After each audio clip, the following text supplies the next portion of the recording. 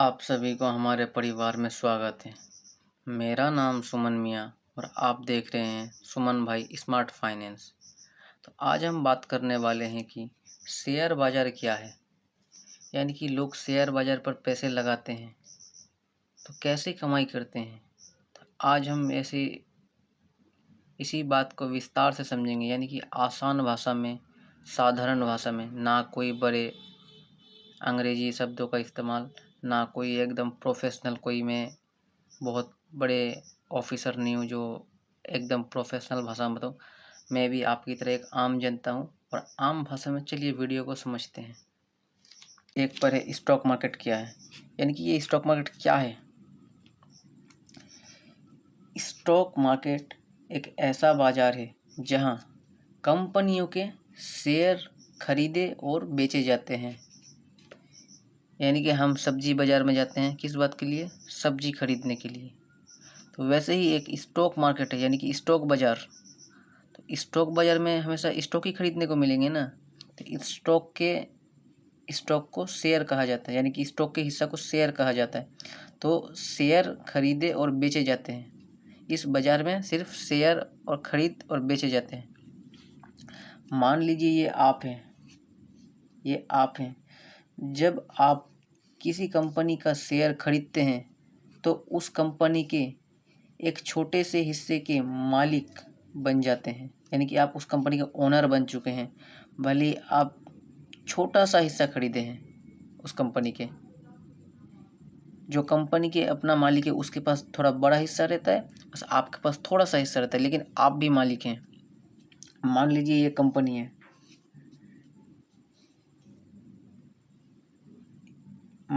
ये कंपनी है, उसको अपना बिजनेस बढ़ाने के लिए पैसे चाहिए। मान लीजिए ये कंपनी के पास 100 करोड़ है, लेकिन इसको बिजनेस बढ़ाने के लिए 500 करोड़ चाहिए। वो कंपनी अपनी कंपनी के शेयर जारी करेगा, यानी कि अपने कंपनी का हिस्सा निकालेगा और उसी हिस्से को बाज़ार में, यानी कि बाज़ार में शेयर के रूप में निकालेगा और उसी शेयर को हम खरीदेंगे और उसके बदले हम उस कंपनी को पैसे देंगे। जब हम पैसे देंगे वही कंपनी हमें शेयर देगा और हम उन्हें पैसे देंगे, तो उनको पैसे मिल गया और हमें उनके बदले उसकी कंपनी का शेयर मिल गया। अब अगर ये कंपनी 100 करोड़ से 500 करोड़ तक पहुंचता है तो उसको भी मुनाफा होगा और उसके मुनाफे के साथ उनके शेयर को हमने खरीदा तो हमें भी मुनाफा होगा। तो यदि कंपनी का बिजनेस बढ़ता है, यानी कंपनी बहुत मेहनत करता है, बहुत ग्रोथ लाता है, तब कंपनी को बिजनेस बढ़ता है तो शेयर का भी कीमत बढ़ जाता है। और जब शेयर का कीमत बढ़ता है तो आपको लाभ होता है। यानी कि जब कंपनी ने आपको शेयर बेचा था तब कीमत था आपका 60 रुपया, और जब कंपनी का मुनाफा हो गया, कंपनी ने बहुत मेहनत किया और तब जाकर कंपनी का शेयर का कीमत हो गया 200 रुपये, तो आपको मुनाफा हो गया ना। आपने 60 रुपये में खरीद कर 200 रुपये में बेचा तो आपका मुनाफा हो गया। और कंपनी ने भी, कंपनी 100 करोड़ का था, उसको आपके पैसों से मिलकर कंपनी ने आपको खुद को 500 करोड़ का कंपनी बना लिया। तो दोनों का ही फ़ायदा है इस पर। जो निवेशक यानी कि इन्वेस्टर है उसको भी फ़ायदा और जो कंपनी है उसको भी फ़ायदा। तो स्टॉक मार्केट का मुख्य उद्देश्य क्या है? स्टॉक मार्केट का मुख्य उद्देश्य है कंपनियों का पैसा जुटाना में मदद करना, यानी कि जो कंपनी है उसको पैसा जुटाने में मदद करना और निवेशकों को धन बढ़ाने का अवसर देना। यानी कि जो पैसा है, हम पैसा क्यों लगाएंगे? कंपनी जिसका है वो समझे, हम पैसा क्यों लगाएंगे? हम जैसे निवेशक, यानी कि हम जैसे इन्वेस्टरों को अपना पैसा को बढ़ाने का अवसर, यानी कि बहुत मौका देना, तभी तो हम पैसे लगाएंगे, नहीं तो हम कंपनी को अपना पैसा क्यों देंगे। तो मेन मुख्य कारण है, स्टॉक मार्केट का मुख्य उद्देश्य कंपनियों को पैसा जुटाने में मदद करना और निवेशकों को धन बढ़ाने का अवसर देना। बस इतना ही है। ये एनएससी और बीएससी क्या है? आखिर एनएससी और बीएससी क्या है? तो एनएससी का मतलब नेशनल स्टॉक एक्सचेंज और BSc Bombay stock exchange Bharat के दो प्रमुख स्टॉक एक्सचेंज हैं जहां कंपनियों के शेयर खरीद और बिक्री की जाती है। यानी कि भारत में जितना भी शेयर खरीद बिक्री होता है बस इन्हीं दो प्लेटफॉर्म से होता है, ये NSE और BSE। इनके अलावा भारत में कोई मार्केट नहीं है। आपका शेयर कोई भी कंपनी का शेयर हो, आखिर बेचना कहाँ है, किसी तो एक मार्केट में जाकर बेचना होगा। वही भारत के दो प्रमुख मार्केट है, एक NSE यानी कि नेशनल स्टॉक एक्सचेंज और दूसरा है BSE बॉम्बे स्टॉक एक्सचेंज। यानी कि नेशनल स्टॉक एक्सचेंज की स्थापना 1952 में हुआ था और बॉम्बे स्टॉक की स्थापना 1875 में हुआ था। ये नेशनल स्टॉक एक्सचेंज भारत का सबसे बड़ा स्टॉक एक्सचेंज है और ये बॉम्बे स्टॉक एक्सचेंज एशिया का, भारत का नहीं, एशिया का सबसे पुराना स्टॉक एक्सचेंज है। और इसकी प्रमुख सूचकांक यानी कि इसके जो मेजर पॉइंट है, इसको निफ्टी 50 कहा जाता है। यानी कि नेशनल स्टॉक एक्सचेंज यानी कि भारत के कुल 50 सबसे बड़ा कंपनी, उसको निफ्टी 50 कहा गया। भारत के कुल सबसे बड़े 50 कंपनी को निफ्टी 50 कहा गया। इस पे आता है जो भी भारत के 50 बड़े कंपनी है वो NSE के अंडर में आता है। और BSE के अंडर में जो भारत के सबसे बड़े कंपनी 30 कंपनी आएंगे। तो यानी कि जो सबसे बड़े 50 कंपनी के अंदर ही 30 कंपनी आ जाते हैं और उन्हीं 30 कंपनियों के बाद जो 20 कंपनी है तो वो इसमें 50 कंपनी में काउंट हो जाते हैं। तो जब आप NSE और BSE जब मार्केट है तो इस पर आप डायरेक्ट शेयर नहीं खरीद सकते।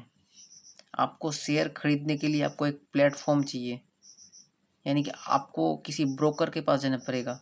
वो ब्रोकर कौन है? तो बात करते हैं ब्रोकर एप्स क्या है। यानी कि ये ब्रोकर एप्स क्या है, इनका काम क्या है। ब्रोकर एप्स ऐसे प्लेटफॉर्म होते हैं जो इन्वेस्टर यानी कि निवेशकों का शेयर मार्केट में शेयर खरीदने और बेचने की सुविधा देते हैं। यानी कि हम NSE और BSE पर डायरेक्ट शेयर नहीं खरीद सकते हैं। अब आपको कोई भी ये ब्रोकर हो, आपको उनके द्वारा से ही शेयर खरीदना पड़ेगा। तो भारत में कुछ लोकप्रिय ब्रोकर्स है, यानी कि आम लोग भी इनके नाम सुने होंगे, जैसे grow, Zerodha, angel one, Upstox. ये सबसे पॉपुलर ब्रोकर है। ये ब्रोकर के क्या काम करते हैं, इस पर आपका एक डीमेट अकाउंट होता है, इस पर ही आपका एक ट्रेडिंग अकाउंट खोलते हैं। यानी कि आपको एक डीमेट अकाउंट खोलना पड़ता है और उसी पर ट्रेडिंग अकाउंट खोलते हैं। उसके बाद जाके शेयर खरीदने और बेचने की सुविधा देते हैं। आप ब्रोकर के ऐप से IPO में भी आवेदन कर सकते हैं। अब ये IPO क्या होता है, इसके हम अगले वीडियो में बात करेंगे कि IPO क्या होता है। और ब्रोकर के द्वारा आप अपने पोर्टफोलियो को ट्रैक करने की सुविधा पाते हैं। यानी कि आप अपना पोर्टफोलियो को देख सकते हैं, आज आपका फ़ायदा हुआ, आज आपका नुकसान हुआ। आप हमेशा हर एक चीज़ की डिटेल्स यानी कि आप ट्रैक कर सकते हैं अपने पोर्टफोलियो को।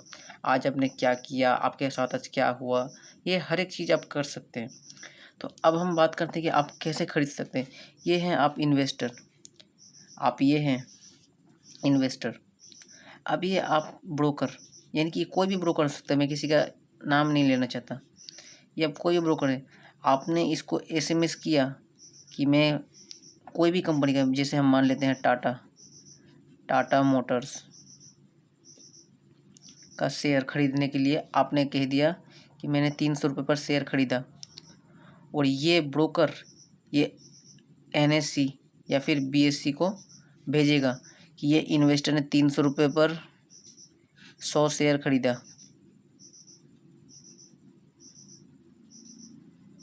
300 रुपये पर 100 शेयर खरीदा। और ये NSE या फिर BSE पर आप जिस भी मार्केट में खरीदना चाहते हैं, ये फिर ब्रोकर को रिस्पॉन्ड करेगा, हाँ ये बाय हो चुका है या फिर नहीं हुआ। ये ब्रोकर को रिस्पॉन्ड करेगा और ब्रोकर फिर ही आपको, अगर आपने बाय आपका अगर कन्फर्म हो गया तो आपके डीमेट अकाउंट पर मिल जाएगा। अब ये डीमेट अकाउंट क्या होता है ये हम आगे समझेंगे। तो ये ऐसे काम करता है, आप ब्रोकर को भेजते हैं, ब्रोकर NSE या BSE को भेजते हैं और उसके बाद कंफर्मेशन भी सेम फिर उल्टा आता है। NSE BSE पहले ब्रोकर को भेजता है और उसके बाद ब्रोकर आपको भेजता है और तब जाकर आपको शेयर बाय होता है। तो ये शेयर आपको डीमेट अकाउंट पर दिया जाता है। अगर सेल किए हैं अगर उसी जगह अगर आपने सेल किए हैं तो आपका डीमैट अकाउंट से निकाल कर जिसने भी खरीदा होगा उसके डीमैट अकाउंट पर चला जाएगा। तो ब्रोकर का बेसिकली काम होता है, ब्रोकर एप्स का निवेशकों को शेयर बाजार के बीच का एक पुल यानी कि ब्रिज का काम करता है, जिनकी मदद से हम शेयर खरीद और बेच सकते हैं। बस ब्रोकर का इतना ही काम होता है और उसके बदले हमसे कुछ वो फीस चार्ज करते हैं, जैसे कि हमसे कुछ थोड़ा बहुत फीस चार्ज करते हैं, तो वो हमको तो देना ही है क्योंकि हम ब्रोकर को यूज़ कर रहे हैं, उनके वो हमारे पूरे लेजर को मेंटेन करते हैं। तो ये है ब्रोकर। और आगे हम डिस्कस करते हैं कि डीमैट अकाउंट क्या है। CDSL और NSDL क्या होते हैं? CDSL और NSDL भारत के दो प्रमुख डिपॉजिटरी है। इनका काम आपके खरीदे हुए शेयरों को डिजिटल रूप में यानी कि डीमैट अकाउंट में सुरक्षित रखना है। अब CDSL central depository service limited इनका पूरा फुल फॉर्म है। इसकी स्थापना 1999 में हुआ था। भारत की दूसरी डिपॉजिटरी है और भारत के पहले डिपॉजिटरी का नाम नेशनल सिक्योरिटीज डिपॉजिटरी लिमिटेड, इसकी स्थापना 1996 में हुआ था। भारत की पहली डिपॉजिटरी है। निवेशकों के शेयर को सुरक्षित रखती है और शेयरों को इलेक्ट्रॉनिक रूप में सुरक्षित रखती है। अब आसान उदाहरण में समझते हैं। आपने किसी भी एप्लीकेशन यानी कि किसी भी ब्रोकर के द्वारा ग्रो, जीरोधा, एंजल वन या अपस्टॉक जैसे ऐप से शेयर खरीदा और इन्होंने इनको NSE या फिर BSE पर भेजा और वो खरीद का कंफर्म हो चुका, तो ये शेयर अब जमा कहाँ पर रहेगा, क्योंकि इनका काम है खरीदना और बेचना, NSE और BSE का, जमा रखने का नहीं। और ब्रोकर का काम है आपसे लेन देन करवा देने का, उनका भी काम नहीं है कि वो आपके संपत्ति को रखे। इसीलिए ये है डीमैट अकाउंट।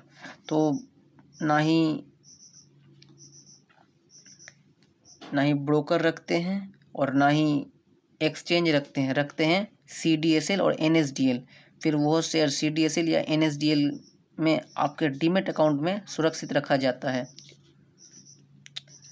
अब आपने डीमैट अकाउंट में अपने शेयर को देख सकते हैं, यानी कि आपका शेयर ना ही किसी ब्रोकर के पास होता है ना ही किसी एक्सचेंज के पास होता है, ये सिर्फ होता है CDSL और NSDL के पास, जो कि हमारे भारत के प्रमुख डिपॉजिटरी है। ये हमारे शेयर को सुरक्षित रखने का काम करते हैं। ये एक लाइन में CDSL और NSDL ऐसी संस्थाएं हैं, यानी कि भारत ऐसे संस्थाएं बनाए जो निवेशकों को यानी कि इन्वेस्टर के शेयर को डिजिटल रूप में सुरक्षित रखता है। इन्वेस्टर कौन है और कितने प्रकार के इन्वेस्टर होते हैं? इन्वेस्टर वह व्यक्ति होता है जो अपने पैसों को बढ़ाने के उद्देश्य से शेयर, म्यूचुअल फंड, बॉन्ड यानी कि सोना, गोल्ड या अन्य निवेश साधनों में पैसा लगाता है और उसे अपने पैसों को बढ़ाने का उद्देश्य से होता है, वही इन्वेस्टर है बस। अब इन्वेस्टर कितने प्रकार के होते हैं? तो नंबर 1 पर आता है रिटेल इन्वेस्टर, हम जैसे लोग यानी कि सामान्य व्यक्ति अपने पैसे से निवेश करता है। उसके बाद दूसरा आता है इंस्टीट्यूट इन्वेस्टर, यानी कि संस्थागत निवेशक, यानी कि कोई संस्था बनाए रखा है वो लोग निवेश करते हैं। जैसे बड़ी संस्थाएं निवेश करती है, जैसे म्यूचुअल फंड, बीमा कंपनी, बैंक, इनको कहा गया है इंस्टीट्यूशनल इन्वेस्टर। यानी कि ये लोग जब बैंक वाले लोग पैसे को करते क्या है, म्यूचुअल फंड वाले, इंश्योरेंस वाले, ये लोग भी आकर शेयर मार्केट में ही पैसे लगाते हैं। बस ये लोग संस्था के द्वारा लगाते हैं और हम लोग इंडिविजुअल लगाते थे। नंबर 3 पर आता है डोमेस्टिक इंस्टीट्यूट इन्वेस्टर, यानी कि ये DII, इनको कहा गया है DII, घरेलू संस्थागत निवेशक। भारत की संस्थाएं भारतीय बाजार में निवेश करती है, यानी कि ये DII है। उसके बाद आते हैं नंबर 4 पर आता है फॉरेन इंस्टीट्यूट इन्वेस्टर, यानी कि FII, विदेशी संस्थागत निवेश, यानी कि अब जो विदेशी लोग हैं वो हमारे देश पर इन्वेस्ट करते हैं, यानी कि विदेशी निवेशक या संस्थाएं भारत के शेयर बाजार में निवेश करती है। बस यही है इन्वेस्टर कौन है और कितने प्रकार के हैं। इन्वेस्टर वह व्यक्ति या संस्था है जो भविष्य में लाभ कमाने के उद्देश्य से अपना पैसा निवेश करता है। हमने तो समझ लिया ये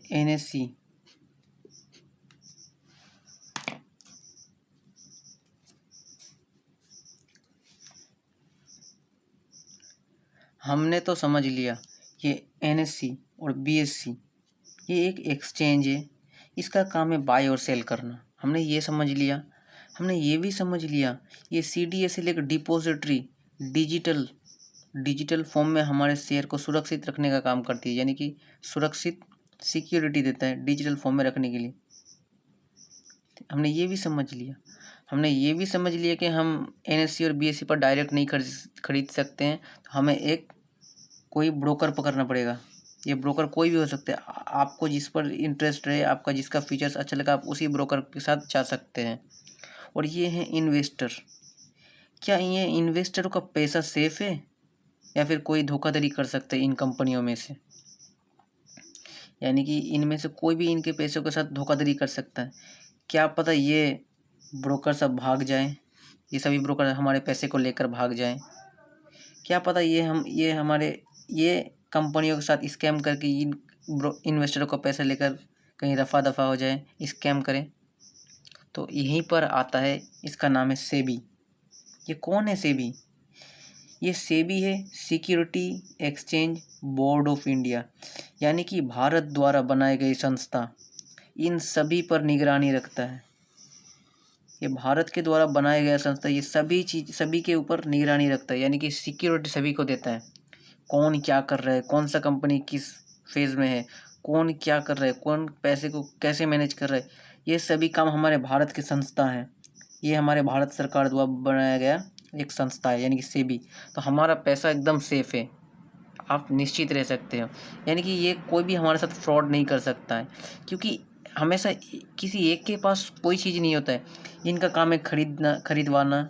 ये लोग हमें खरीदवा दिए। इनका काम है किस प्राइस पर खरीदना है, यानी कि ये एक्सचेंज है, किस प्राइस पर खरीदना है, किस प्राइस पर बेचना है, इनका काम है। जमा रखना किसी और का काम है, कंपनी कोई और है, सभी काम अलग अलग हैं। ठीक है, तो ये सभी के ऊपर नज़र रखता है सेबी। तो आप सेफ रह सकते हो, आप सेफ हो, आपको कोई डरने का ज़रूरत नहीं।